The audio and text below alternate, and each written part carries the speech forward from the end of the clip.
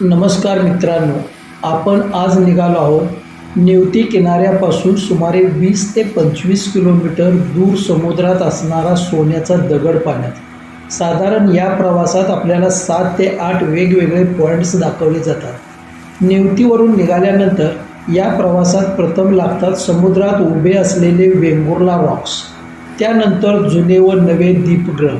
यातील जुने दीपगृह इसवी सन 1800 वर्षापूर्वीचे, तर नवीन 1930 मध्ये बांधलेले आहेत। याचे व्हिडिओ तुम्ही माझ्या चॅनेलवर पाहिले असतीलच।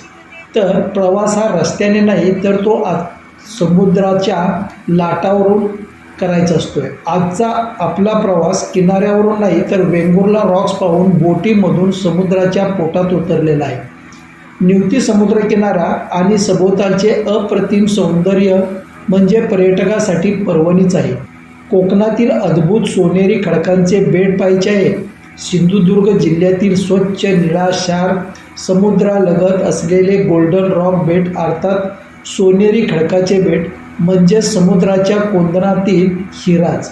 आमची बोट हळूहळू पुढे सरकत आहे। मागे वेंगुर्ला रॉक्स राहतोय, समोर अथांग समुद्र लाटा बोटीला हलकेच धक्का देत आहेत। पाणी बाजूला उडतंय आणि त्या आवाजातच एक वेगळी शांतता दडलेली आहे। बोटीच्या बाजूने कधी एखादी मच्छीमाराची होडी जात आहे, तर कधी दूरवर दुसरी बोट लाटांशी झुंज देत पुढे जाताना दिसते।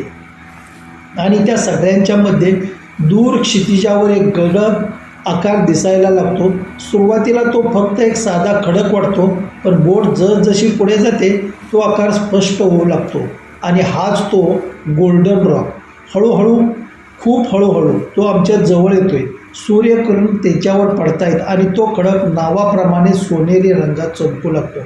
त्या क्षणी जाणवतं, हा फक्त दगड नाही, वर्षानुवर्षे वादळ पाहिलेली, भरती ओहोटी सहन केलेली, समुद्राच्या छातीत उभ्या असलेली निसर्गाची एक शांत मूर्ती आहे।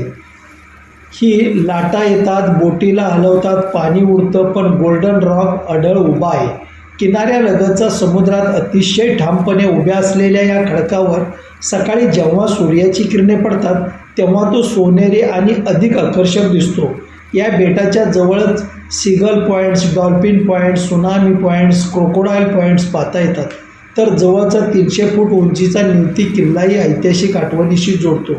जणू काही सांगतोय, सगळं हलत असताना शांत उभं राहणं हीच खरी ताकद आहे। बोटीचा वेग कमी होतो, कॅमेरा आपोआप थांबतो, कारण काही क्षण फक्त डोळ्यांनी जगायचे असतात। परतीच्या प्रवासात मन मात्र तिथंच थांबलेलं असतं, त्या सोनेरी खडकाजवळ। हा प्रवास संपतो, पण ही गोष्ट मनात कायमची राहते।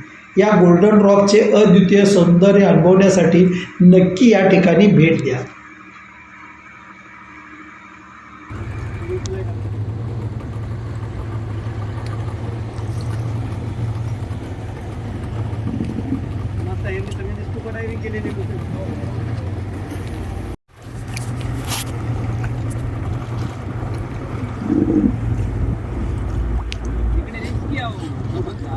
लाटा येतात ना, त्याच्यामध्ये सर्वांनाच चढायला कोणी जमतं असं ना।